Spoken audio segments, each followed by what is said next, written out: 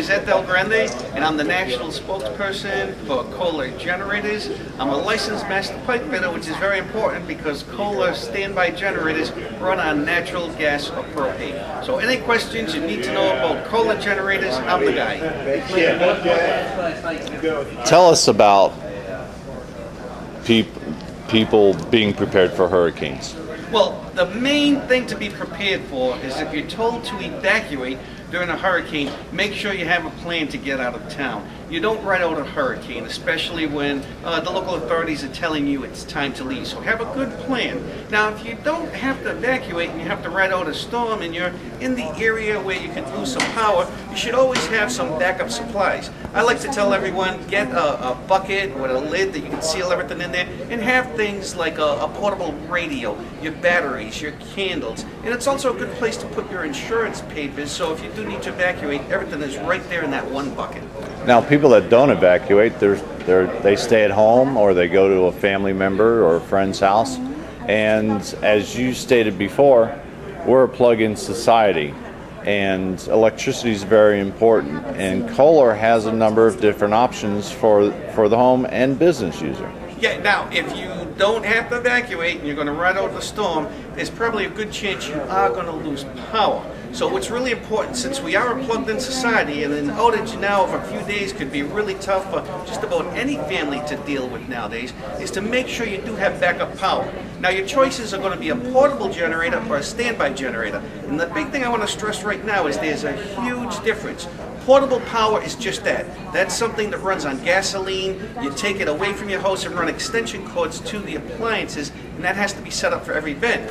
But a standby generator like this one here is permanently mounted to the house like an air conditioning system would be. So since it's part of the house, it automatically comes on, and it runs on natural and propane gas, so there's no refueling with gasoline. So basically, it's your own private power plant that will get you through the storm.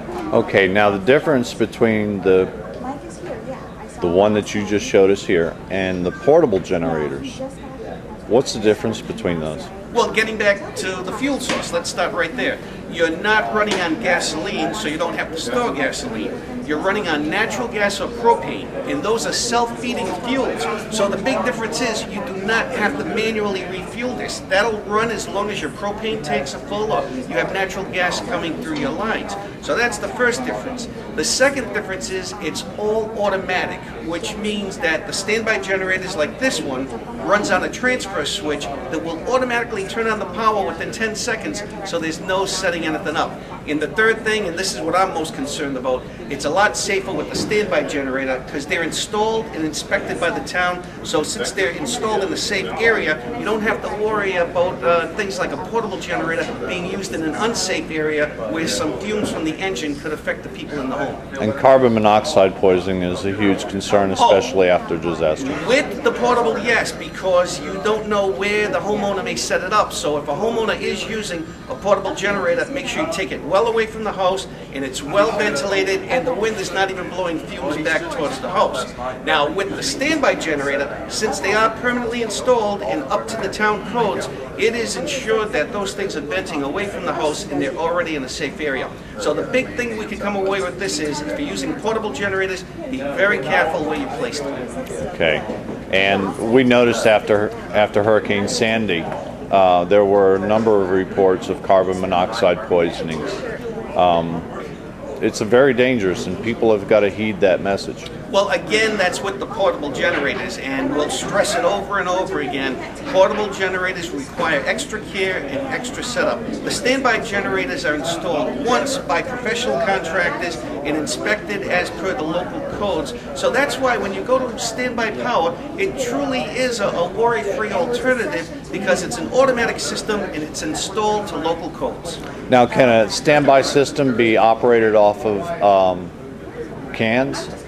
No, a standby system, remember, it's natural gas or propane. Right, so propane. What you can do is you can have your propane tanks, and what I have in my own house is a 500-gallon propane tank to really last me a good amount of time during any event. So yes, the propane can have the tank exposed on the ground, or you can also bury your propane tanks in the ground. And if you're natural gas with the standby generator, well, that just taps off the gas line coming into your house. So either way, you're going to have a good supply of fuel, and it's not like a propane generator where you have to worry about getting gasoline and trying to pour it on a hot engine.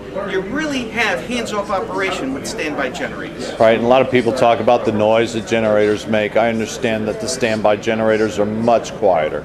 Well, that's a very good point to bring up. Portable generators are loud, and because standby power has to conform to a lot of the codes, they really are a lot more quieter. But the main thing is, too, the standby generators, like this one here, this is a 20 kW, which means a 20,000 watt generator. Standby generators are usually more powerful than their portable counterparts because the portable ones have to be moved around, so they try to keep them as light as possible, so that usually means using a smaller generator. The standby ones, since they are standing by and they're not moving, they could be a lot more powerful, and that allows you to run a lot more appliances in your home. The first thing you will notice about this Kohler Standby Generator is the enclosure is not metal. This is a solid composite material, and it blends in with most households. It's a very neutral color. It almost looks like a storage box. So that's something you want to look for in a standby generator. You don't want something that's going to stand out away from the house. Remember, standby generators also add value to your home. So the money you invest in the generator, you can usually recoup a lot of that if you ever go to sell the house. All right, let's look under the hood. Open up the cover.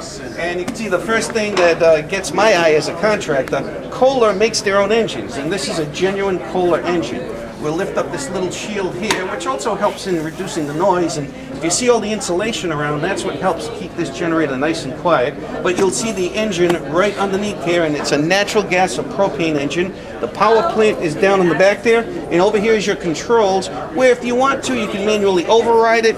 But the biggest recommendation is once it's installed, leave it in the auto position, and then this unit will be good to go whenever you need standby power. And even being that this can run off of portable LP tanks, even people in rural areas can have these set up at their home. My own home, I don't have natural gas. I have propane that runs it, and mine is off a propane tank. Another thing to remember about propane, even some people who have natural gas elect to go with the propane tanks because in a big enough emergency, if they ever shut down the utility gas, the propane gas in your backyard is there for you anytime, and it will run that standby generator. All right, this hurricane season, be aware, be prepared. Be aware, be prepared, and be safe by installing a standby generator over a portable generator. All right, thank you. Thank you.